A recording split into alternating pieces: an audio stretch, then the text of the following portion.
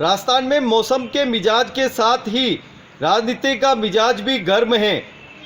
जिस तरह से फोन टेपिंग को लेकर नेता प्रतिपक्ष ने सरकार को घेरा है, वहीं महिला मोर्चा की प्रदेश अध्यक्ष अलका मुंदड़ा ने राज्य में दुष्कर्म मामलों में सरकार पर कई आरोप जड़े हैं। क्या कहा नेता प्रतिपक्ष गुलाब चंद कटारिया ने और दुष्कर्म मामलों में क्या कहा डॉक्टर अलका मुंदड़ा ने, देखिए हमारे साथ ये खास खबर। केंद्रीय मंत्री गजेंद्र सिंह जी ने आज फोन टेपिंग को लेकर के एक एफआईआर दर्ज कराई और उससे उस सच्चाई तक पहुंचने के लिए सरकार को भी एक तरह से घेरा है। इसके खिलाफ कांग्रेस पार्टी के अध्यक्ष चौटाला जी ने ये कहा है कि वॉइस टेस्ट क्यों नहीं देते हो। मैं उनसे पूछता हूँ कि जो एसओजी में आपने एफआईआर दर्ज कराई उसको एफआईआर देने की इतनी जल्दी आपको ज़रूरत क्या थी। और जहाँ तक वॉइस टेस्ट करने का है, मान लो गजेंद्र सिंह जी में देर लग रही है तो आपके दो मेंबर हैं जिनका भी फ़ोन टेपिंग उसमें है, भंवरलाल शर्मा का भी उसी में है, विश्वेंद्र सिंह जी का भी उसी में है। तो पहले आप उनका वॉइस टेस्ट करके जो कुछ मुकदमा है उसको आगे बढ़ाओ ना। दूसरों के बारे में कह करके बच नहीं सकते हो। आपने जो फ़ोन टेपिंग की है वो कानून की अवहेलना की है। इसी बहाने आपकी सरकार जाएगी जब ये जांच शुरू होगी। जिस एफआईआर को उन्होंने दर्ज कराई है, ये फ़ोन टेपिंग आप कर नहीं सकते। हाँ, सरकार को अधिकार है फ़ोन टेपिंग का, लेकिन नियमों के तहत फाइल पर ऑर्डर लेने के बाद किसी भी व्यक्ति का जो देश के खिलाफ, प्रदेश के खिलाफ कोई अलीगल काम करने की ओर जा रहा हो, उसके फ़ोन टेपिंग करने का विधिवत पुलिस को अधिकार है। फाइल पर होम सेक्रेटरी से स्वीकृति लेकर कर सकता है, पर न तो आपने स्वीकृति ली और आपके ओएसडी के पास में ये क्लिक कहाँ आई जो उसने फॉरवर्ड की। और जो फॉरवर्ड भी करता है और गलत चीज़ फॉरवर्ड भी करता है अपने ग्रुप में भी, तो वो भी मुलजिम होता है और उसको भी सज़ा भुगतनी पड़ती है या उसके खिलाफ कानूनी कार्रवाई होती है। प्रदेश में बढ़ते दुष्कर्म के मामलों में महिला मोर्चा भारतीय जनता पार्टी का सक्रिय हुआ है और आंदोलन की राह पकड़ रहा है। सड़कों पर उतरने का जिस तरह से कार्यक्रम महिला मोर्चा बना रहा है, राजस्थान सरकार जिस तरह से कार्रवाई कर रही है, लगता है महिला मोर्चा उससे संतुष्ट नहीं है। और आगे आने वाले समय में क्या महिला मोर्चा की रणनीति रहेगी, इस पर हम बात करते हैं। महिला मोर्चा की प्रदेश अध्यक्ष अलका मुंदड़ा, डॉक्टर अलका मुंदड़ा हमारे साथ है। जी, आप बताएं क्या आपकी रणनीति रहेगी और किस तरह से आप मान रहे हैं कि सरकार कोताही बरत रही है। मैं आपको बताते हुए, चैनल के माध्यम से आम जनता को बताते हुए बहुत दुखी हूँ, द्रवित हूँ कि जितने मुद्दे पिछले 2.25 साल की कांग्रेस सरकार में रिकॉर्ड महिलाओं के प्रति दुराचार, दुष्कर्म के हुए हैं, उतना राजस्थान में जो स्थिति बनी है वो हिंदुस्तान में कहीं भी नहीं बनी है। आज महिलाएं बिल्कुल भी सुरक्षित नहीं है। अगर कहीं भी गवर्नेंस की बात आती है तो पहली बात आती है सुशासन। राजस्थान की 50% महिलाएं, जो कि ये वीर भूमि थी, मीरा पन्ना की भूमि थी, वह भोग की भूमि जैसे बना ली गई हो, ये हालत कांग्रेस सरकार द्वारा यहाँ की जा रही है। लगातार बढ़ते हुए 12,000 से भी अधिक इन 2.25 सालों में दुष्कर्म के मुद्दे हैं और वर्तमान परिस्थितियाँ सजा नहीं मिलने से प्रतिदिन 3-4 केसेस, चाहे झुंझुनू की 6 वर्षीय बालिका की घटना हो, परसों पिलानी की 2.5 साल की बेटी की घटना हो, या कल जो गोगुंदा में सामने आया विमंदित महिला की घटना हो, सारी घटनाएं झकझोर देने वाली है। डीसीपी के ऑफिस में एक एसीपी महिला को रक्षक भक्षक बन करके वो अपनी वेदना लेकर के, जब अपनी दुष्कर्म की बात लेकर के वो वहाँ लिखाने जाती है तो लगातार 3-4 दिन तक लगातार उसे चक्कर कटवाए जाते हैं और उसकी असमत मांगी जाती है। ये कैसी सरकार है जिसका अपने प्रशासन पर नियंत्रण नहीं है। माननीय मुख्यमंत्री महोदय स्वयं संवेदनहीन हो गए हैं। वह इस राज्य के गृह मंत्री भी हैं, वो इस चीज़ को कैसे भूल जाते हैं। जब झुंझुनू पिलानी की 6 वर्षीय बच्ची की घटना थी,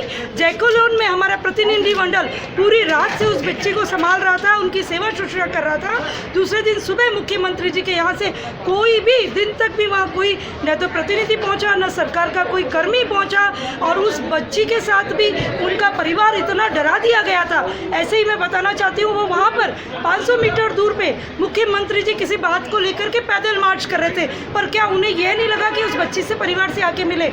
अभी जो पिछले दिनों का सुकेत का घटनाक्रम में मैं स्वयं वहाँ बच्ची से मिलके आई हूँ, ऐसी दर्द भरी दास्तान उस 15 साल की बच्ची की थी, मैं बयान नहीं कर पा रही हूँ। कहीं दोषियों को पकड़ लिया जाता है, समुदाय विशेष के लोग हैं, लेकिन उनको तुष्टीकरण की नीति के तहत सपोर्ट किया जा रहा है। साथ ही मैं बताना चाहूँगी, कल एक बड़ा प्रतिनिधिमंडल राष्ट्रीय मंत्री श्रीमती अलका जी गुजर के नेतृत्व में कल महिला आयोग से मिला, और वह खुद भी बार बार ये कह चुकी है कि पिछले 2 साल से मैं बार बार राजस्थान गवर्नमेंट को कह रही हूँ महिला आयोग का गठन यहाँ राजस्थान में करें, लेकिन उनके कानों पे जू तक भी नहीं रहेंगी।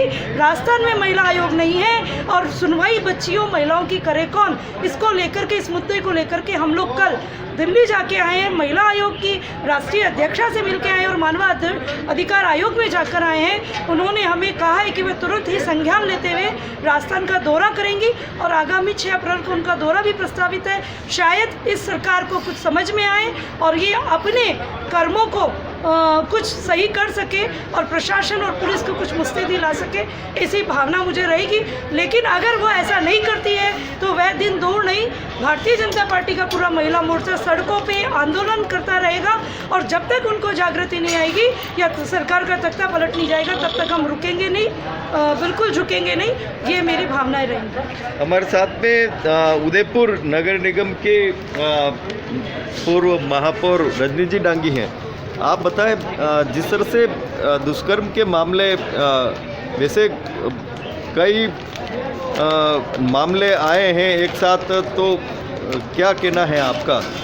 वास्तव में नाहक की बेशर्म और शर्मनाक चीज़ें हमारे राजस्थान में हो रही है कि चाहे छोटी बच्ची हो, 2.5 साल की हो, 6 साल की हो, 12 साल की हो, 14 साल की हो, या बुजुर्ग हो, चाहे घर में हो, चाहे वन में हो, चाहे थाने में हो, कहीं पर भी सुरक्षित नहीं है। और ऐसी कैसी सरकार है जो कानों के ऊपर जू ही नहीं रेंग रही उनकी, न तो कोई उनका जो बलात्कारी लोग हैं वो पकड़े जा रहे हैं और उनको प्रोटेक्शन मिल रहा है। निश्चित रूप से ये राजस्थान के लोगों के लिए भी बहुत शर्म की बात है, और यह महिला, जो सारी महिलाएं हैं, कभी बर्दाश्त नहीं करेंगी अगर वास्तव में प्रशासन को और पुलिस विभाग को और सरकार को अपने अपने दायित्वों का निर्वहन करते हुए बलात्कारियों को पकड़ना चाहिए। नहीं तो ये महिलाएं सड़क के ऊपर आएगी और वास्तव में अपनी जो असमत बचाने का काम है ना, वो खुद भी करेंगी, परंतु क्या है कि छोटी जो बच्ची होती है वो इतना नहीं समझती है, तो उन लोगों को बचाने का सबका काम है। और सरकार का तो